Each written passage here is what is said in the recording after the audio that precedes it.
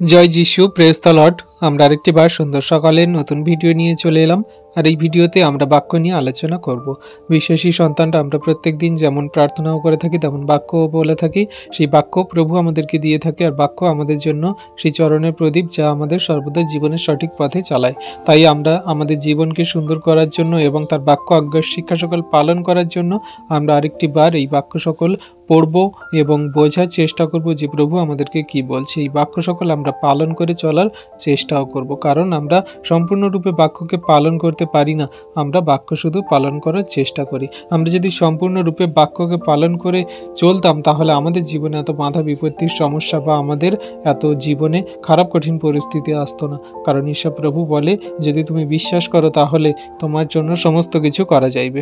তাই আমরা হয়তো সম্পূর্ণরূপে এখনও বিশ্বাস করে উঠতে পারিনি। তাই আমাদের বিশ্বাসকে সম্পূর্ণ শেষ দিন পর্যন্ত রাখতে হলে প্রভুর এই বাক্য সকল পড়তে হবে, বুঝতে হবে এবং জীবনে কার্যকারী করতে হবে। তো বিশ্বাসী সন্তানরা, আসুন আমরা নিজেদের মন হৃদয় আত্মাকে প্রভুর চরণতলে রাখি, আমরা নিজেদেরকে সুস্থির করি আর সুন্দর সকালে প্রভুর এই বাক্য সকল শুনি এবং বোঝার চেষ্টা করি। আমরা একটা ছোট্ট প্রার্থনা করছি আর বাক্যে আসছি। পবিত্র মঙ্গলময় পিতা প্রভু যীশু, তোমায় ধন্যবাদ করি, তোমার প্রশংসা, তোমার গৌরব করি। প্রভু গো, তুমি মহান দয়ালু কৃপাময় ঈশ্বর পিতা, তুমি জীবন্ত জাগ্রত প্রভু। তুমি আমাদের এই সুন্দর দিন, সুন্দর সকাল দেখতে দিয়েছো, নিঃশ্বাস প্রশ্বাস দিয়ে বাঁচিয়ে রেখেছো প্রভু, তার জন্য ধন্যবাদ করি। প্রভু গো, তুমি আমাদেরকে যে সুন্দর মধুর বাক্য সকল দিয়েছো পিতা, এই বাক্য সকল জন্য আমরা সবাই বুঝতে পারি, হৃদয় অন্তর আত্মায় ধারণ করতে পারি এবং জীবনে কার্যকারীও করতে পারি। প্রভু, যত সন্তানরা এই ভিডিও প্রার্থনা দেখছে, পরবর্তীতে যারা এই ভিডিও প্রার্থনা দেখবে প্রভু গো, সকলকার মন হৃদয় আত্মাগুলোকে তোমার হস্তে চরণতলে রাখি পিতা। তাদের নাম জানি না, বাড়ি কোথায় জানি না, সমস্ত সন্তানদেরকে এই বাক্য সকল বুঝতে সাহায্য করো, আশীর্বাদ অনুগ্রহ করো। মোবাইলগুলোকে, ইউটিউব চ্যানেলকে, নেটওয়ার্ককে তুমি নিয়ন্ত্রণ করো, তুমি আশীর্বাদ অনুগ্রহ করো। কোনো শয়তান দিয়াবল মন্দতা যেন এখানে কোনো কার্য না করে। প্রভু গো, আমি আমার নিজেকে তোমার হস্তে চরণতলে সমর্পণ করি। তুমি আমার মুখ দিয়ে কথা বলো প্রভু, আমি বাক্য নয় প্রভু, কিন্তু তুমি আমার মুখ দিয়ে বাক্য বলাবে, আর সেই বাক্য সকল আমরা সবাই বুঝতে পারবো এবং জীবনে কার্যকারী করব। আমাদের দেহ মন আত্মাগুলোকে তুমি আশীর্বাদ যুক্ত করো, শয়তান দিয়াবল থেকে দূরে রাখো, দয়া কৃপা করুণা করো। এই প্রার্থনা চাইলাম যীশু খ্রিস্ট তোমার পবিত্র মধুর নামে, আমেন। তো বিশ্বাসী সন্তানরা, আমরা খুব সুন্দর বাক্য আজকে এনেছি বা প্রভু আমাদেরকে দিয়েছে। আমরা নয়, কিন্তু প্রভু আমাদেরকে দিয়েছেন। প্রভু আমাদেরকে সর্বদা জানায় যে আমি তোমাদেরকে কি বলতে চাইছি তোমরা বোঝো, বাক্য দ্বারা বোঝো। প্রভু আমাদের মানুষ রূপে কথা বলেন না, তিনি আমাদের বাক্য রূপে কথা বলেন। তাই আমরা যখন প্রার্থনা করি তখন আমরা ঈশ্বরের সঙ্গে কথা বলি, আর যখন আমরা বাক্য পড়ি তখন ঈশ্বর প্রভু আমাদের সঙ্গে কথা বলেন সেই বাক্য দ্বারা। তো চলুন আমরা আজকে বাক্য দেখব, বাক্য কি বলছে। আজকের আমাদের টপিক ক্রুশের উপর প্রথম বাণী। আজকের আমাদের টপিক ক্রুশের উপর প্রথম বাণী। এই বাক্য প্রভু আমাদেরকে দিচ্ছে।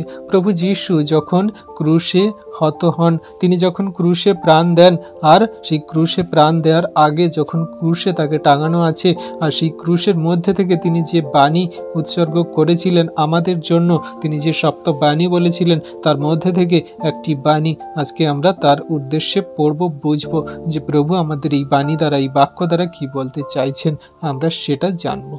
বাণীটা কি আর সেই বাক্যটাই বা কি প্রভু আমাদেরকে বলছে। লুক 23 অধ্যায় 34 পদ। তখন যীশু কহিলেন, পিত, ইহাদিগকে ক্ষমা করো, কেননা ইহারা কি করিতেছে তাহা জানে না। পরে তাহারা তাহার বস্ত্রগুলি বিভাগ করিয়া গুলিবাট করিল, লোকসমূহ দাঁড়াইয়া দেখিতেছিল। তাহলে বিশ্বাসী সন্তানরা, এখানে আমরা একটা বিষয় দেখতে পাচ্ছি যে প্রভু যীশু যখন ক্রুশে টাঙানো আছে সেখান থেকে তিনি বলছে, পিতা, এদেরকে ক্ষমা করো, এরা কি করছে এরা জানে না, এরা কাকে ক্রুশে টাঙিয়েছে এরা জানে না, কাকে এরা সেই মারছে, আঘাত করছে এরা জানে না, এদেরকে তুমি ক্ষমা করো। তাই আজকে আমরা যারা জগতের মাঝে এখনো পর্যন্ত খ্রিস্টকে বিশ্বাস করি না, তাকে আমরা গ্রহণ করতে পারিনি, তাকে আমরা সম্পূর্ণরূপে জগতের মাঝে থেকে বিচ্ছিন্ন আছি, আমরা প্রত্যেক দিন তাকে ক্রুশে দিচ্ছি, আর তিনি আমাদেরকে বলছে, পিতা, এরা জানে না এরা কি করছে, এদেরকে তুমি ক্ষমা করো। শুধু জগতের সেই সমস্ত মানুষদেরকে বলছে না তিনি যে এদেরকে ক্ষমা করো, এরা কি করছে, আমাদেরকেও বলছে, যারা আমরা প্রত্যেক দিন খ্রিস্টের বাক্য আজ্ঞার শিক্ষা সকল পালন করব বলে কিন্তু করতে পারছি না, আমরা সর্বদা সেই মন্দতায় ধার্মিকতার পথে চলবো বলে চলতে পারছি না, কিন্তু মন্দতায়, এবং আমরা সর্বদা সেই তার বাক্য আজ্ঞার শিক্ষা সকল পালন করে চলবো বলে প্রতিজ্ঞাবদ্ধ হয়ে আমরা সেগুলো করছি না। আমরা সেই জগতের মাঝে সেই টাকা পয়সা ধন দৌলত মান যশ খ্যাতি প্রতিপত্তি হিংসা ক্রোধ লোভে আমরা চলে যাচ্ছি। তখনই আমরা প্রভুকে ক্রুশে দিচ্ছি, আর তিনি বলছেন এই কথাই যে পিতা এদেরকে ক্ষমা করো, এরা কি করছে জানে না। প্রভু যীশু ক্রুশে গিয়েছিল এই কারণে যে আমরা আমাদের মতন আপনাদের মতন যত জঘন্য নগণ্য পাপী আছি, যাতে আমরা পরিত্রাণ পাই, যাতে আমরা উদ্ধার পাই, যাতে আমরা সত্যি ঈশ্বরকে জানতে পারি, স্বর্গরাজ্যে যেতে পারি, সেই জন্যই তিনি ক্রুশে গিয়েছিল। আর সেই ক্রুশের উপর থেকে তিনি এই বাণী বলছেন, প্রথম বাণী যে পিতা এদেরকে ক্ষমা করো, এরা কি করছে জানে না। তাই আমরা যেন জানতে পারি, বুঝতে পারি যে প্রভু কেন ক্রুশে গিয়েছেন, কেন তিনি আজকের আমাদেরকে এই বাণী বলছেন। আমরা এই সমস্ত বাণী সকল বুঝতে চেষ্টা করি, জানতে চেষ্টা করি, যাতে প্রভু আমাদেরকে আরেকটি বার আত্মাকে সজাগ করে পবিত্র আত্মায় বাড়তে সাহায্য করে। আমরা বোঝার চেষ্টা করব এই বাণী দ্বারা প্রভু কি বলছে। লুক 23:34 সেই পদে আমাদেরকে কি জানাচ্ছে। এই বাক্যতে আমরা অনেক কিছু বুঝতে পারি। এই বাক্যতে প্রভু যীশু আমাদের বেশ কিছু মূল্যবান শিক্ষা দেয়, যেটা আমাদেরকে বুঝতে হবে। আমরা এখান থেকে 4টে মূল্যবান শিক্ষা দেখব যা প্রভু এই বাক্যের মধ্যে দিয়ে বলেছে। প্রথম কি বলেছে? 1 ক্ষমা, 2 করুণা, 3 অনুসরণকারী, আর 4 ঈশ্বরের প্রেম। এই 4টে বিষয়ে আমরা দেখব যে প্রভু আমাদেরকে কি শিক্ষা দিচ্ছে। প্রথমে আমরা দেখব ক্ষমা। আমরা এই থেকে দেখব যে প্রভু আমাদেরকে ক্ষমা দিচ্ছে। প্রভু যখন ক্রুশে টাঙানো আছে আর সেই অবস্থাতেই তিনি আমাদেরকে ক্ষমার বাণী দিচ্ছে, তিনি আমাদেরকে ক্ষমা করছে। তাই তো তিনি বলেছেন যে পিতা এরা জানে না এরা কি করছে। প্রভু যীশু তাদের প্রতি ক্ষমা প্রদর্শন করেছিলেন যারা তাকে ক্রুশে দিয়েছিলেন। আমাদের দেখিয়েছিলেন যে সবচেয়ে কঠিন পরিস্থিতিতেও আমাদের ক্ষমা করতে হবে, আমাদের ক্ষমা করাই গুরুত্ব। অন্যদেরকে আমরা যেন ক্ষমা করতে পারি, এটাই আমাদের জীবনে গুরুত্বপূর্ণ। তাই এই ক্ষমা বিষয়টা প্রথম আসে। আমরা যদি বাক্য দেখি তাহলে বাক্য কি বলছে? এফেসীয় 4:31-32 পদ কি বলছে? সর্বপ্রকার কটু কাপট্য রোষ ক্রোধ কলহ নিন্দা এবং সর্বপ্রকার হিংসা তোমাদের হইতে দূরীকৃত হোক। তোমরা পরস্পর মধুর স্বভাব ও করুণা চিত্ত হও, পরস্পর ক্ষমা করো, যেমন ঈশ্বরও খ্রিস্টে তোমাদিগকে ক্ষমা করিয়াছেন। তাহলে বিশ্বাসী সন্তানরা আমরা প্রথম কি দেখছি? যে ক্ষমা। ক্ষমা প্রভু আমাদেরকে কেমন করেছে সেই খ্রিস্ট যিশুর মধ্যে দিয়ে। আমরা যখন এই ক্রুশে টাঙানো এই বাণীটা পড়ছি, প্রথম বাণী যে প্রভু আমাদেরকে ক্ষমা করেছেন। পিতা এরা জানে না এদের কি করছে, এদেরকে তুমি ক্ষমা করো। তাই এখানে সেই বাক্য দ্বারা বলছে যে পরস্পর ক্ষমা করো, যেমন খ্রিস্ট ও ঈশ্বরও খ্রিস্টে তোমাদিগকে ক্ষমা করিয়েছেন। তাহলে ঈশ্বর প্রভু খ্রিস্টে আমাদের ক্ষমা করেছেন, যেমন ঈশ্বর প্রভু তার সন্তানের মধ্যে দিয়ে আমাদের ক্ষমা করেছেন, আমাদের পাপ ভার সকল তুলে নিয়েছেন। আমাদের সমস্ত রোষ কলহ হিংসা নিন্দা সর্বপ্রকার মন্দ জীবনযাপন থেকে আমাদেরকে দূরে থাকতে হবে। আর এটা যদি আমরা করতে পারি তাহলে আমাদের জন্য সেই খ্রিস্টের ক্ষমা, খ্রিস্টের যে ক্ষমার বাণী সেইটা আমাদের জীবনে কার্যকারী হচ্ছে। তাই আজকে আমরা বিশ্বাসী সন্তানরা যারা আমরা পরস্পর ক্ষমা করছি বা যারা আমরা এখনো পর্যন্ত পরস্পর ক্ষমা করতে পারিনি, তাহলে এই বাক্য সকল আমাদের জন্য। তোমরা করুণা চিত্ত হও, মধুর স্বভাবে চলো, তাহলে তোমরা খ্রিস্টের সন্তান। খ্রিস্টের যে বাক্য তিনি বলেছেন যে তোমরা একে অন্যকে ক্ষমা করো, এবং যে প্রভু বলেছে পিতা এরা জানে না এরা কি করছে, তুমি এদের ক্ষমা করো, তাহলে সেই সমস্ত বাক্য আমাদের জীবনে কার্যকারী হবে। তিনি ক্ষমা করবেন যদি আমরা পরস্পর ক্ষমা করি। আমরা যদি না ক্ষমা করি তাহলে কোনো মতে ক্ষমা পাবো না। সেই কথা অনুযায়ী প্রভু আমাদেরকে বলছেন কলসীয় 3:13 পদ, পরস্পর সহনশীল হও, এবং যদি কাহকেও দোষ দিবার কারণ থাকে তবে পরস্পর ক্ষমা করো, প্রভু যেমন তোমাদিগকে করিয়াছেন তোমরাও তেমনই করো। তাহলে কত সুন্দর কথা এখানে বলছি। যদি আমাদের কারোর কোনো রকম দোষ দেওয়ার থাকে, কারোর যদি কোনো রকম বাজে কোনো কথা সে আমাদের বলে থাকে, পরস্পর আমরা ক্ষমা করি। আমরা ক্ষমা করতেই চাই না। জগতের মানুষ যদি আমরা ক্ষমা করতাম তাহলে একটা কথা তো পরিষ্কার, যদি আমরা ক্ষমা করতে পারতাম তাহলে এত ঝগড়া অশান্তি বিবাদ হিংসা ক্রোধ মারামারি কাটাকাটি দেশের বিরুদ্ধে দেশ জাতির বিরুদ্ধে জাতি, মানুষের বিরুদ্ধে মানুষ, এরকম কোনো রকমভাবে রক্তপাত, হিংসা, মারামারি কোনো কিছু হতো না যদি আমরা ক্ষমা করতে পারতাম। আমরা ক্ষমা করতে পারি না। আমাদের কি বলুন তো, আমাদের ইগো হার্ট হয়, আমাদের একটা জেদ আসে, আমাদের একটা হিংসা চলে আসে যে ওই মানুষটা আমার প্রতি এমন খারাপ করেছে, আমি ওকে কখন খারাপ করব, ও আমার সঙ্গে এমন ব্যবহার করেছে, আমি ওর সঙ্গে এমন ব্যবহার কখন করব, সর্বদাই তার বিষয়ে চিন্তিত থাকি, ভাবিত থাকি আমরা। তাই আমরা যদি একে অন্যকে ক্ষমা করতে পারি, তাহলে ঈশ্বরপ্রভু বলছেন যে তোমরা যদি একে অন্যের ক্ষমা করো তাহলে তোমরাও ক্ষমা পাবে, যেমন ঈশ্বরপ্রভু তোমাদের ক্ষমা করেছেন সেই খ্রিস্ট যিশু দ্বারা। আমরা সবাই জানি যে ঈশ্বরপ্রভু আমাদের কি ক্ষমা করেছে, আমাদের সেই পাপ সকল ক্ষমা করেছে। যে পাপে আমরা জীবনযাপন করছিলাম, যে পাপে আমরা অন্ধকারে পড়েছিলাম, সেগুলো থেকে তিনি আমাদেরকে উঠিয়েছে। তাই সেই কথা অনুযায়ী মথি 6 অধ্যায়ের 14-15 পদ বলছে, কারণ তোমরা যদি লোকেদের অপরাধ ক্ষমা করো তবে তোমাদের স্বর্গীয় পিতা তোমাদিগকেও ক্ষমা করিবেন, কিন্তু তোমরা যদি লোকেদিগকে ক্ষমা না করো তবে তোমাদের পিতা তোমাদেরও অপরাধ ক্ষমা করিবেন না। তাহলে দেখো কত সুন্দর কথা এখানে আমাদেরকে প্রভু বলছে। যদি আমরা লোকেদের অপরাধ ক্ষমা করতে পারি, যারা আমাদের সঙ্গে ঝগড়া করে, অশান্তি করে, বিবাদ করে, মন্দতায় আমাদের ফাঁদে ফেলার চেষ্টা করে, তাদেরকে যদি আমরা ক্ষমা করি তাহলে আমাদের স্বর্গীয় পিতা আমাদের ক্ষমা করবেন। আমাদের সমস্ত অপরাধ সকল তিনি ধুয়ে মুছে তার একজাত পুত্রের উপর সেই অমূল্য রক্তে আমাদেরকে সাফ করে দেবেন সেই যীশু খ্রিস্ট দ্বারা। আর সেই কথা অনুযায়ী প্রভু তো বলেছেন যে পিতা এরা জানে না কি করছে, এদেরকে তুমি ক্ষমা করো। তো প্রভু আমাদেরকে সেই ক্ষমা দিয়েছেন, আমাদেরকে ক্ষমা করেছেন। কিন্তু আমরা যদি না ক্ষমা করি মানুষের পাপ সকল, মন্দতা সকল, তাহলে ঈশ্বর প্রভু কোনো দিন আমাদের ক্ষমা করবে না। আমরা বলতে পারি বা ভাবতে পারি যে মানুষ আমাদের সঙ্গে কত খারাপ আচরণ ব্যবহার করে, একবার ছাড়া বারবার করে, আমরা কত মানুষকে ক্ষমা করব। কিন্তু ঈশ্বর প্রভু বলে যে তোমার সেই ভাই বোন, ভ্রাতা ভগ্নী যদি অপরাধ করে তাহলে তুমি কতবার ক্ষমা করবে সেটা আমি তোমাকে বলছি। প্রভু আমাদেরকে বলছে, কি বলছে? মথি 18 অধ্যায়ের 21-22 পদে বলছে, তখন পিতর তাহার নিকটে আসিয়া কহিলেন, প্রভু, আমার ভ্রাতা আমার নিকটে কতবার অপরাধ করিলে আমি তাহাকে ক্ষমা করিব? কি 7 বার পর্যন্ত? যীশু তাহাকে কহিলেন, তোমাকে বলিতেছি না, 7 বার পর্যন্ত নয়, কিন্তু 70 গুণ 7 বার পর্যন্ত।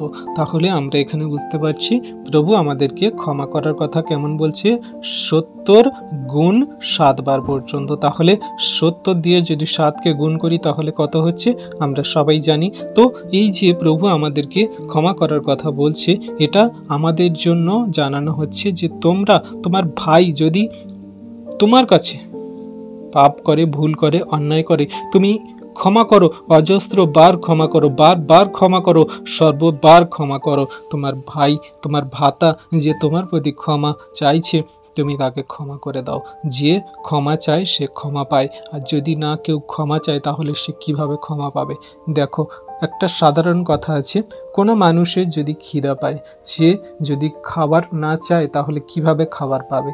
বা কোনো মানুষ কিভাবে বুঝবে যে তার খিদে পেয়েছে বলে? তেমন কোনো মানুষ যদি পাপের ক্ষমা চায় তাহলে সেই মানুষটা বুঝতে পারবে যে হ্যাঁ, এ পাপের জন্য অনুতপ্ত, একে ক্ষমা করা উচিত। তাই আমাদের সর্বদা ক্ষমা করতে হবে সেই সব মানুষকে যারা ক্ষমার যোগ্য, যারা ক্ষমা চাইছে বা যারা ক্ষমা চাইতে আসছে প্রকৃত রূপে অনুতপ্ত হয়ে। তো আমরা সেই নির্বোধের মতো জীবনযাপন যেন না করি। যারা প্রকৃত রূপে ক্ষমা চাইতে আসছে বা যারা ক্ষমা চাইছে তাদেরকে ক্ষমা করা উচিত। কিন্তু যে কেউ ক্ষমার যোগ্য নয় বা ক্ষমা চাইতে আসছে না বা ক্ষমা চাইছে না, অনুতপ্ত হচ্ছে না, তাহলে তাকে ক্ষমা করা মানে ঈশ্বর বলছেন যে আমরা যদি সেই সমস্ত মানুষকে ক্ষমা করে দিই বা তাদেরকে যদি আমরা বারবার ছেড়ে দিই, তারা পেয়ে বসবে যারা কিনা ক্ষমার যোগ্য না। ঈশ্বর প্রভু বলেন যে মানুষ যখন পাপ করেছিল আর তারা যখন পাপে জীবনযাপন করছিল, ঈশ্বর প্রভু তাদেরকেও ছেড়ে দিয়েছিল, তারা সেই বাজে মন্দ কাজে তারা লিপ্ত হয় বলে। তেমন আমরাও সেই সব মানুষদেরকে ছেড়ে দিই যারা কিনা আমাদের বোঝে না বা প্রভু ঈশ্বর পিতাকে বোঝে না, বারবার তাকে তারা বাজে মন্দ কথা বলছে, তাকে তারা লাঞ্ছনা তুচ্ছ করছে এবং তাকে তারা মন্দভাবে সেই জগতের মাঝে পেশ করছে, জগতের মাঝে নিয়ে আসছে যে হ্যাঁ, প্রভু যীশু খ্রিস্ট বলে কেউ নেই, বা তাকে অনেক মন্দভাবে কথা বলছে। তাহলে আমরা সেই সকল মানুষদেরকে ক্ষমা করতে পারি যারা ক্ষমার যোগ্য বা যারা ক্ষমা চাইছে প্রকৃত রূপে। তাই এখানে বলছে 7 × 70 বার আমাদের এখানে ক্ষমা করতে বলছে। করছে। বিশ্বাসী সন্তানরা আমরা সবসময় জগতের মানুষকে ক্ষমা করে দিয়ে থাকি যারা আমাদের সঙ্গে খারাপ আচরণ, ব্যবহার, মন্দতা করে। ঈশ্বরপ্রভু তাদেরকে অবশ্যই যোগ্য জবাব দেবেন বা অবশ্যই ঈশ্বরপ্রভু তাদেরকে সঠিক পথে নিয়ে আসবেন। কিন্তু আমরা সেই সকল পাপ ক্ষমার কথা আর মনে রাখি না, যে আমরা তাদেরকে কোনো রকমভাবে দোষারোপ করছি বলে বা তাদেরকে আমরা কোনো রকমভাবে পাপে ফেলছি বলে আমরা তাদের সমস্ত কথা ভুলে যাই এবং আমরা আর তাদের সঙ্গ রাখি না। ঈশ্বরপ্রভু তাদেরকে অবশ্যই আশীর্বাদ করবেন। কারণ জগতের মাঝে মানুষ তারা অনেক রকমভাবে খ্রিস্ট বিশ্বাসীদেরকে অনেক রকমভাবে তাড়না দেয়, বাজিমন্দ কথা বলে, আচরণ ব্যবহার করে। কিন্তু আমরা বিশ্বাসী সন্তানরা প্রভুর কথা মাথায় রেখে তিনি যেমন ক্ষমার বাণী দিয়েছেন আমরাও তেমন তাদেরকে ক্ষমা করে দিই। তারা অবশ্যই প্রভুর আশীর্বাদ অনুগ্রহ পেয়ে তার চরণতলে আসবে, আমরা এটা বিশ্বাস করে ক্ষমা করে দিই। ঈশ্বর প্রভু আশীর্বাদ করুন সেই সমস্ত সন্তানদেরকে। আমেন। এবারে আমরা বিশ্বাসী সন্তানরা আসব দ্বিতীয় নম্বর, মানে 2-এতে কি বলছে? করুণা। এখানে প্রভু যীশু করুণা দেখিয়েছেন আমাদেরকে, যে করুণা দ্বারা আমরা বুঝতে পারি যে প্রভু কেমন করুণা আমাদেরকে দেখাচ্ছেন। যীশুর বাক্যগুলি তাদের প্রতি যারা কিনা তাকে ক্রুশে দিয়েছিল, তার আজ্ঞা শিক্ষা সকল পালেনি এবং তার সমস্ত পথ অনুসরণ করেনি, তাদের প্রতি তার করুণা এবং উদ্বেগ প্রকাশ করে যারা তার বিরুদ্ধে অবিচার চালিয়ে যাচ্ছিল তাদের জন্য ঈশ্বরপ্রভু সেই সমস্ত করুণা দেখিয়েছেন। আর আজকে ঈশ্বরপ্রভু তাদের জন্যও করুণা দেখাচ্ছেন যারা তার সেই করুণাবিষ্ট সন্তান না হয়ে তার সেই বিরুদ্ধাচরণ করছে। ঈশ্বরপ্রভু তাদেরকেও করুণা দেখাচ্ছেন। রোমিও 9:15 কি বলছে? কারণ তিনি মসিকে বলেন, আমি যাহাকে দয়া করি তাহাকে দয়া করিব, ও যাহার প্রতি করুণা করি তাহার প্রতি করুণা করিব।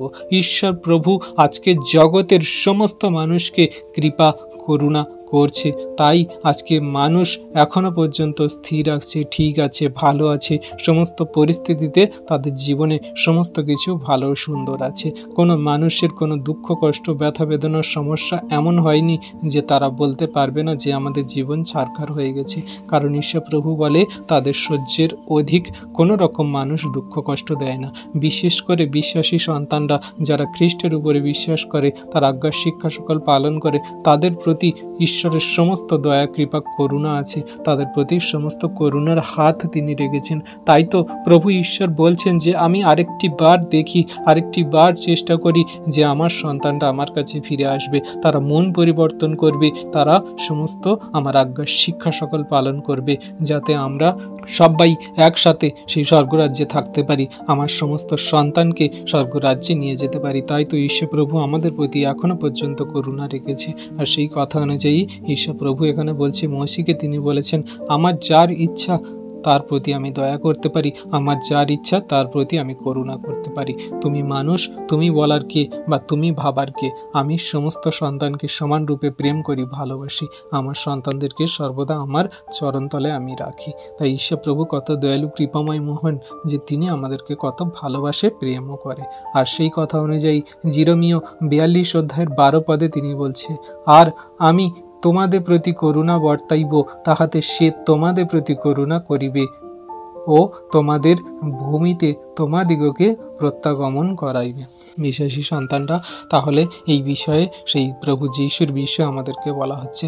প্রভু যীশুকে যখন সেই করুণা কৃপা করা হয়েছে, তিনি আমাদের প্রতি করুণা কৃপা করে আমাদেরকে সেই ভূমিতে, যে বিশ্বাস ভূমি আমাদের যীশু খ্রিস্ট, তার কাছেই আমাদের প্রত্যাগমন করিয়েছে, যাতে আমরা তার আজ্ঞা শিক্ষা সকল পালন করে চলতে পারি, আমরা অনন্ত জীবনে প্রবেশ করতে পারি, তার বিশ্রাম স্থানে আমরা প্রবেশ করতে পারি। সেই জন্য ঈশ্বরপ্রভু আমাদেরকে এই সমস্ত বাক্য জানাচ্ছে যে তার কৃপা করুণা কত মহৎ তার সন্তানদের প্রতি আছে, যারা তাকে প্রেম করে, বিশ্বাস করে, ভালোবাসে। আর সেই কথা অনুযায়ী দাউদ গীতসংগীতায় বলছে, গীতসংগীতা 113:13-14 পিতা সন্তানদের প্রতি যেমন করুণা করেন, যাহারা সদাপ্রভুকে ভয় করে তাহাদের প্রতি তিনি তেমনই করুণা করেন, কারণ তিনি আমাদের গঠন জানেন, আমরা যে ধূলি মাত্র ইহা তাহার স্মরণে আছে। তাহলে দেখুন বিশ্বাসী সন্তানটা কত সুন্দর কথা দাউদ তার সেই গীতে লিখছে, যে যেমন করে পিতা সন্তানকে ভালোবাসে, আমাদের এই জগতের পিতারা, আমরা জগতের পিতা যারা আছি, আমাদের সন্তানদেরকে আমরা কেমন ভালোবাসি। আমরা নিজে না খেয়ে সন্তানদেরকে খাওয়াই, আমরা নিজে না পড়ে সন্তানদেরকে পড়াই, আমরা নিজে না ভালো থেকে সন্তানদেরকে ভালো থাকার চেষ্টা করি, আমরা নিজেরাও পাপ করে কিন্তু আমার সন্তানদের পাপে যাতে না ফেলি বা আমাদের সন্তান যাতে কোনো মতে ভুল পথে না চলে যায় আমরা সেই চেষ্টা করি, তাহলে আমরা নিজেরা সর্বদা আমাদের সন্তানদেরকে সেই করুণা দেখাই যাতে আমার সন্তানরা সঠিক পথে সুন্দরভাবে জীবনযাপন করে চলতে পারে। তেমন করে আজকের আমাদের সদাপ্রভু ঈশ্বর পিতা, যিনি আমাদেরকে মাতৃজঠরে গঠন করেছেন, যিনি আমাদের পাপের ক্ষমা দেওয়ার জন্য তার একজাত পুত্রকেও পর্যন্ত দিয়ে দিয়েছেন, তাহলে তিনি কতই না আমাদেরকে ভালোবাসে, প্রেম করে, কতই না তিনি আমাদের প্রতি করুণা দেখায়, যে তিনি আমাদের ধুলি থেকে তৈরি করেছেন আর আমাদের স্মরণে তিনি রেখেছেন যে আমার সন্তানদের সর্বদা আমি সেই ভালোটাই দেব। আর সেই কথা অনুযায়ী তিনি আমাদের করুণা দেখাচ্ছেন যাতে আমরা তার আজ্ঞা শিক্ষা সকল পালন করে চলতে পারি।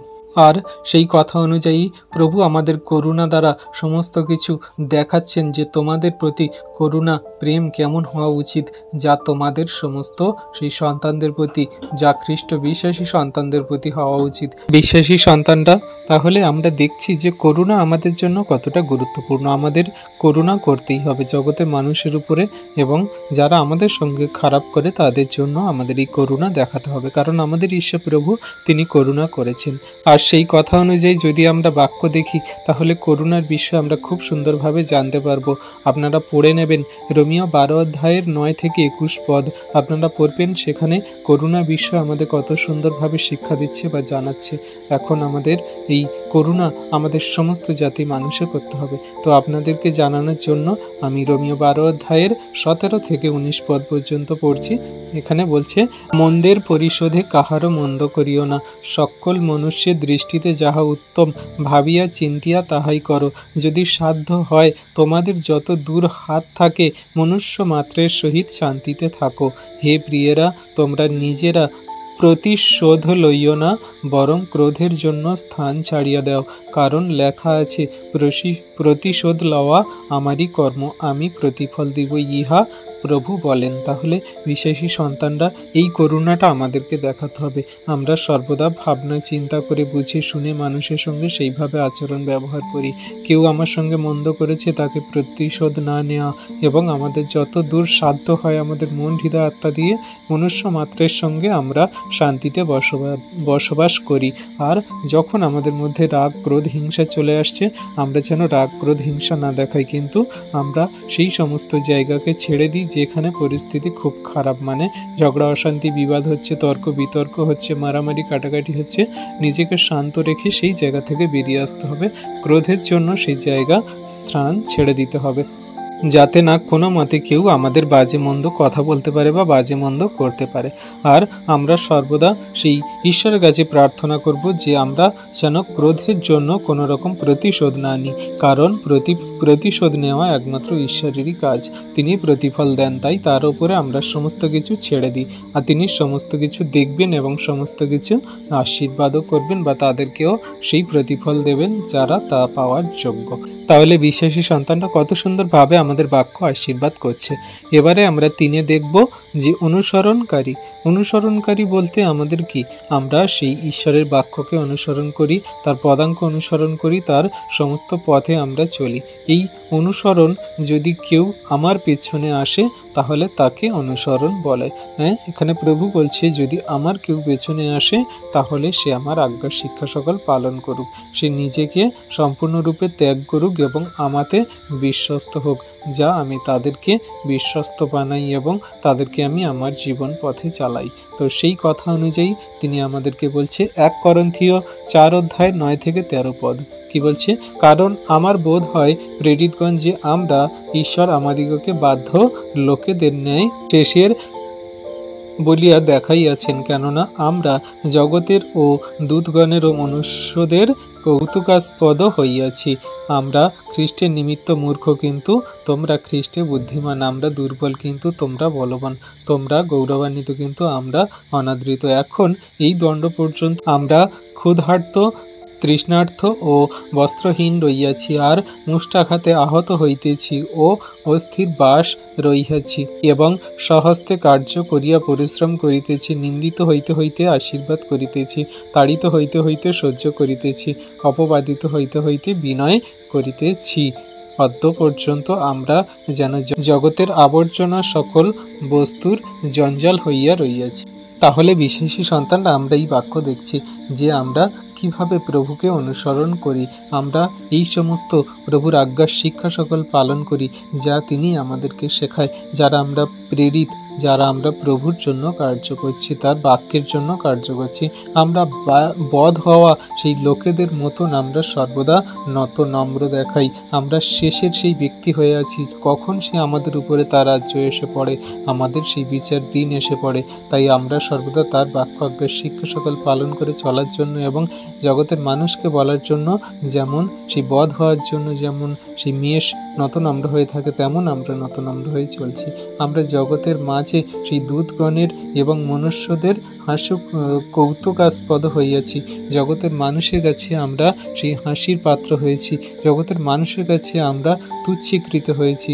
আমাদের লোকে মূর্খ বলছে, জগতের মানুষ আমাদের দুর্বল ভাবছে, কিন্তু আমরা যে কি প্রভু একমাত্র জানে, জগতের মানুষ তা জানে না। তাই আমাদের ঈশ্বর প্রভুকে গৌরবান্বিত মহিমান্বিত করার জন্য আমাদের অনাদৃত হতে হবে, আমাদের ক্ষুধিত হতে হবে, তৃষ্ণার্থ হতে হবে, বস্ত্রহীন হতে হবে। জগতের মানুষের আঘাত, লাঞ্ছনা, কঠোর সমস্ত তাড়না, যাতনা সকল আমাদের সহ্য করতে হবে এবং বাসস্থানহীন হতে হবে, যা এখানে প্রভু আমাদের বলছে, যা আমরা করে থাকি বা জগতের মাঝে আমাদের আগে যে সমস্ত বিশ্বাসীবর্গ সন্তান বা প্রভুর পদাঙ্ক অনুসরণকারী যারা ছিল তারাই এই সমস্ত পালন করেছে। করিন্থীয়দের কাছে পত্র যে লিখছে সেই সাধু পৌল, সেও এই সমস্ত আজ্ঞা পালন করেছে। সে সমস্ত দুঃখ, কষ্ট, বস্ত্রহীন, ক্ষুধার্ত, তৃষ্ণার্থ, ঘরবাড়ি ছাড়া সে সমস্ত কিছু প্রভুর জন্য দিয়ে দিয়েছিল। তাহলে আমরা বিশ্বাসী সন্তানরা যারা আমরা প্রভুর আজ্ঞার শিক্ষা সকল পালন করি, তাহলে প্রভুর এই পদাঙ্ক অনুসরণ সকল আমাদের করতে হবে। আর কি করতে হবে না, আমাদের স্বহস্তে প্রভুর কার্য সকল হতে হবে, পরিশ্রম করতে হবে, নিন্দিত হতে হতে আমাদের জগতের মানুষকে আশীর্বাদ করতে হবে, তাড়িত হতে হতে আমাদের সমস্ত কিছু সহ্যও করতে হবে, অপবাদিত হতে হতে আমাদের ঈশ্বরের কাছে বিনয় করে জগতের মানুষের কাছে সর্বদা প্রার্থনা করতে হবে। আর লাস্ট লাইনে 13 লাস্ট লাইনে কি বলছি, অদ্য পর্যন্ত আমরা যেন জগতের আবর্জনা সকল বস্তুর জঞ্জাল হইয়া রইয়াছি। তাহলে কত নম্র এবং কত ধীরতা স্থিরতার কথা বলছে সেই সাধু পৌল, যে আমরা এখনো পর্যন্ত জগতের মাঝে যেন আবর্জনা হয়ে আছি, যেন বস্তুর জঞ্জাল হয়ে আছি। আমরা নিজেদেরকে এমনি করে সম্পূর্ণ জিরো শূন্য করি। আমরা ঈশ্বরের সেই অনুসরণকারী সন্তান, আমাদের প্রভু সেইভাবে চলতে বলেছেন যে আমরা একটা প্রকৃত বিশ্বাসীর পরিচয় দেব। আর এটা আমাদের সবাইকার করতে হবে, যা ঈশ্বর প্রভু আমাদেরকে শিখিয়েছেন। তাই আমরা এই সমস্ত বাক্য আজ্ঞার শিক্ষা সকল পালন করি। আর তার সেই ক্রুশের বাণী তিনি যে বলেছেন, প্রথম বাণী, পিতা ইহাদিগকে ক্ষমা করো, এরা কি করছে এরা জানে না। তাহলে আমাদের এই সমস্ত বাক্যকে পালন করতে হবে, সম্পূর্ণ নত নম্র জিরো শূন্য করতে হবে, আমাদের সেই ঈশ্বরের পদাঙ্ক অনুসরণ করতে হবে। তাই অনুসরণকারী আমাদের হওয়া খুব গুরুত্বপূর্ণ। আশা করি বিশ্বাসী সন্তানরা আমরা বাক্য বুঝতে পারছি। আমেন। এবারে আমরা 4-এ আসবো। 4-এ কি আছে? ঈশ্বরের প্রেম। ঈশ্বরের প্রেম তিনি কিভাবে দেখিয়েছিলেন, যা সেই তিনি ক্রুশে হত যখন হয়েছিলেন, আর তিনি সেই উপর থেকে বলেছিলেন তার বাণীর মধ্যে দিয়ে। প্রেম, ঈশ্বরের প্রেম আমাদের জীবনে সর্বদা এটাই শিক্ষা দেয় যে আমরা ঈশ্বরকে প্রেম করি, মানে আমাদের সমস্ত জীবন প্রাণ চলে গেলেও আমরা তাকে প্রেম করব এবং তার আজ্ঞার শিক্ষা সকল পালন করব। যে কোনো পরিস্থিতিতে আমরা সেই ঈশ্বরের প্রেমকে দেখাই, যা ঈশ্বর প্রভু আমাদেরকে শিখিয়েছে। কি শিখিয়েছে? রোমিও 5:4 বলছে কি, কিন্তু ঈশ্বর আমাদের প্রতি তাহার নিজের প্রেম প্রদর্শন করিতেছেন, কারণ আমরা যখন পাপী ছিলাম তখনও খ্রিস্ট আমাদের নিমিত্ত প্রাণ দিলেন। তাহলে আমরা যখন পাপী ছিলাম সেই অবস্থাতেই খ্রিস্ট আমাদের জন্য প্রাণ দিয়েছেন, যাতে আমরা পরিত্রাণ পাই, অনুগ্রহ পাই, আমরা নিজেরা সেই সমস্ত জীবন পাই যা অনন্ত জীবন প্রভু আমাদেরকে তার অমূল্য রক্তে দিয়েছেন। তাই আমাদেরও জগতের মাঝে সেই সমস্ত ঈশ্বরের বাক্য আজ্ঞার শিক্ষা সকল পালন করে চলতে হবে, যে প্রভু আমাদের জন্য এই আশীর্বাদ অনুগ্রহ সকল যখন করেছেন, জগতের মাঝে আমাদের আর কেউ সেই আশীর্বাদ করতে পারে না। খ্রিস্ট আমাদের জন্য প্রাণ দিলেন আমরা যখন পাপী ছিলাম। তাহলে আমাদের জন্য যখন তিনি প্রাণ দিয়েছেন, তাহলে আমরা যেন দ্বিতীয়বার আর না পাপ করি, তখন আমরা প্রভুকে আর ক্রুশে দেব না। কিন্তু যখন আমরা বিশ্বাসী সন্তানরা আমরা পাপ করি তখন আমরা দ্বিতীয়বার আবার প্রভুকে ক্রুশে দিই। তাই আমার প্রভু যেন দ্বিতীয়বার আমাদের দ্বারা যেন সেই ক্রুশে না যায়, সেই জন্য আমাদের চেষ্টা করতে হবে। আর সেই বাক্য অনুযায়ী বলছে যে যখন আমরা পাপী ছিলাম সেই পাপী অবস্থাতেই প্রভু আমাদের জন্য প্রাণ দিলেন। তাই আমাদের সর্বদা খেয়াল রাখতে হবে আমাদের প্রভু আর দ্বিতীয়বার ক্রুশে উঠবেন না। তার প্রেমকে দেখানোর জন্য আমাদের সর্বদা তার সত্যের পবিত্রতায় জীবনযাপন করতে হবে, তার আজ্ঞার শিক্ষা সকল পালন করতে হবে। যদি আমরা একটি ভুল করি, তার আজ্ঞার শিক্ষা সকলের বাইরে যাই, তাহলে আমরা প্রভুকে আবারও ক্রুশে দিচ্ছি। আমরা যেন প্রভুকে না ক্রুশে দিই, আমরা তার সেই প্রেমকে যেন দেখাই, ঈশ্বরের সেই প্রেমকে আমরা যেন দেখিয়ে জীবনযাপন করে চলতে পারি। সেই কথা অনুযায়ী যখন 15 অধ্যায় 13 পদে বলছে কি, যে কেহ আপন বন্ধুদের নিমিত্ত নিজ প্রাণ সমর্পণ করে ইহা অপেক্ষা অধিক প্রেম কাহারও নাই। তাহলে কত বড় কথা বলছে যে বন্ধুদের জন্য যে প্রাণ দিতে পারে এর থেকে অধিক প্রেম আর কেউ দেখাতে পারে না। আমরা কি আমাদের বন্ধুদের জন্য প্রাণ দিতে পারি? আমরা কি আমাদের প্রিয়জনদের জন্য প্রাণ দিতে পারি? আমরা কি আমাদের সেই আত্মীয় স্বজনদের জন্য প্রাণ দিতে পারি? তাহলে এর থেকে বড় অধিক প্রেম আর কিছু নাই। তাই ঈশ্বর প্রভু আমাদেরকে কত প্রেম করলেন যে জগতের মানুষের জন্য তিনি প্রাণ দিয়ে দিলেন। জগতের সমস্ত পাপী, জঘন্য, ধনী, ব্যভিচারী, সমস্ত নরহত্যাকারী, সমস্ত ডাকাত, জঘন্যতর মানুষকেও তিনি ভালোবেসে প্রেম করে প্রাণ দিলেন। তাহলে তিনি আমাদেরকে কতটা প্রেম করেন, ভালোবাসেন, এই ঈশ্বরের প্রেম আমাদেরও দেখাতে হবে যাতে আমরাও তার যোগ্য সন্তান হতে পারি। বন্ধুদের জন্য সেই সময়ে আমাদের সেই প্রাণ দেওয়া হবে যা ঈশ্বর প্রভুকে আমরা প্রেম করি বা ভালোবাসি, তার আজ্ঞা শিক্ষা সকল যখন পালন করি। এই বাক্য আমাদের জন্য কার্যকারী। যে বন্ধুদের জন্য প্রাণ দিতে পারে সে ঈশ্বরের সেই প্রেমকে দেখাতে পারে। তাহলে আমরা বন্ধুদের জন্য এমনি সে বাজে কাজ করছে বা সে মন্দতায় জীবনযাপন করছে, কোথাও মারামারি করতে যাচ্ছে, আমরা তার সঙ্গে গেলাম, গিয়ে মারামারি করে আমাদের বন্ধুদের জন্য প্রাণ দেয়া, এটাকে প্রাণ দেয়া বলে না। বন্ধুদের জন্য প্রাণ দেয়া সেটা বলে যে একটা পাপী মানুষকে সেই পাপ থেকে ফিরিয়ে সত্যের পবিত্রতায় আনা, বা একটা সেই নেশাগ্রস্ত ব্যভিচারকারী বন্ধুকে পাপ থেকে ফিরিয়ে প্রভুর পথে আনা, সেটাকেই প্রাণ দেয়া বলে। তার জন্য যদি আমার সেই প্রাণও চলে যায় বা তার জন্য যদি আমার অনেক কষ্ট ভোগ স্বীকার করতে হয়, সেটা আমার জন্য শ্রেয়, কারণ সে পাপের থেকে মন ফিরিয়ে প্রভুর প্রতি ফিরছে। তো এটাকেই প্রাণ দেয়া বলে। কিন্তু কেউ যদি মারপিট, ঝগড়া, অশান্তি করতে যাচ্ছে আর বন্ধুকে ডাকছে চলে আয় ফোন করে, আর আমি চলে গেলাম তার জন্য প্রাণ দিতে গেলাম, এটা প্রাণ দেওয়া বলে না। সর্বদা খেয়াল রাখবে, বাজে কোনো কাজের জন্য প্রভু আমাদের এই বাক্য দ্বারা ইন্ডিকেশন দেয় না, আমাদের সঠিক, সত্য এবং জীবনের পথে চলার জন্য ইন্ডিকেশন দেয়। তাই সর্বদা খেয়াল রাখবেন প্রভুর বাক্য সকল। আর এখানে কি বলছে, 1 করিন্থীয় 13 অধ্যায় 4 থেকে 7 পদে আমরা যদি পড়ি তাহলে প্রেমের ডিফিনিশন কত সুন্দর আমরা পেয়ে যাব। কি বলছে, প্রেম চিরসহিষ্ণু, প্রেম মধুর, প্রেম ঈর্ষা করে না, প্রেম আত্মশ্লাঘা করে না, গর্ব করে না, অশিষ্টাচরণ করে না, স্বার্থ চেষ্টা করে না, রাগিয়া ওঠে না, অপকার গণনা করে না, অধার্মিকতায় আনন্দ করে না, কিন্তু সত্যের সহিত আনন্দ করে, সকলেই বহন করে, সকলেই বিশ্বাস করে, সকলেই প্রত্যাশা করে, সকলেই ধৈর্যপূর্বক সহ্য করে। তাহলে কত সুন্দর সেই প্রেমের ডেফিনেশন আমরা এখানে পাচ্ছি, যে আমরা ঈশ্বরকে প্রেম করি, যে আমরা বিশ্বাসী সন্তানদেরকে এই প্রেমও করতে পারি। আমরা প্রেমে সহিষ্ণু হই, চিরসহিষ্ণু হই, মধুর ভাব দেখাই, কোনো মতে ঈর্ষা করব না, কোনো রকম নিজের আত্মশ্লাঘা করব না, কোনো মতে গর্ব করব না, অশিষ্টাচরণ করব না, নিজের স্বার্থ চেষ্টা করব না, রেগে যাব না, কারোর অপকার করব না, বরং আমরা উপকার করব। অধার্মিকতা মানুষদের জন্য আনন্দ করব না, কিন্তু তাদের জন্য আমরা দুঃখ প্রকাশ করব। যেই মানুষটা অধার্মিকতায় জীবনযাপন করছে সে যেন খ্রিস্টতে ফিরে আসে, সত্যকে জানতে পারে। আমরা সত্যের সঙ্গে সবাই একসঙ্গে সগৌরবে ঈশ্বরের সামনে আমরা আনন্দ করব, সত্যের সঙ্গে আনন্দ করব। এগুলো আমাদের বিশ্বাসী সন্তানদের প্রেমের ফল, যা আমরা দেখাই বা দেখাতে চেষ্টা করি। আমরা সবাই যেন এই প্রেম দেখাতে পারি, এটা আমাদের জন্য এই বাক্য আমাদেরকে জানানো হচ্ছে। ঈশ্বর যেমন প্রভু খ্রিস্ট যিশুতে যেমন তিনি আমাদের সেই প্রেম দেখিয়েছিলেন, তেমন আমাদেরকেও এগুলো দেখাতে হবে। ধৈর্যপূর্বক এগুলোর সমস্ত কিছু সহ্য করতে হবে, বিশ্বাসপূর্বক এগুলো সব কিছু পালন করতে হবে। তাহলে ঈশ্বর প্রভু আমাদেরকে যে ভালোবাসছেন, যে প্রেম করছেন, সেই প্রেমকে আমরাও দেখাতে পারবো সঠিক রূপে। তাই এই সমস্ত বাক্য আমাদের জন্য, যা প্রভু ক্রুশে হত হওয়ার আগে সেই একটা বাণীর মধ্যে দিয়ে তিনি আমাদের বুঝিয়ে দিয়ে গেছেন। আর যখন যোহন 3:16-17 পদে এখানে বলছে, যেটা আমাদের জন্য সকল জগতের মানুষের জন্য খুবই গুরুত্বপূর্ণ, যেটা আমরা সবাই বিশ্বাস করি এবং আমরা বলে থাকি। কি বলছে? কারণ ঈশ্বর জগৎকে এমন প্রেম করিলেন যে আপনার একজাত পুত্রকে দান করিলেন, যেন যে কেহ তাহাতে বিশ্বাস করে সে বিনষ্ট হয় না, কিন্তু অনন্ত জীবন পায়। কেননা ঈশ্বর জগতের বিচার করিতে পুত্রকে জগতে প্রেরণ করেন নাই, কিন্তু জগৎ যেন তাহার দ্বারা পরিত্রাণ পায়। তাহলে এই যে বাক্য আমরা জানি সবাই, যে ঈশ্বর জগৎকে এমন প্রেম করলেন তার একজাত পুত্রকে দান করে দিলেন, যাতে তার উপরে বিশ্বাস করে সে বিনষ্ট হয় না, কিন্তু অনন্ত জীবন পায়।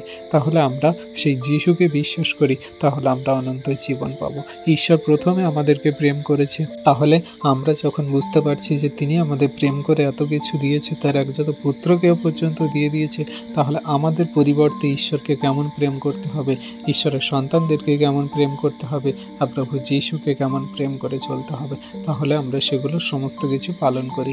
বিশ্বাসী সন্তানরা, প্রেমই হলো একমাত্র আমাদের জীবনের ঈশ্বর।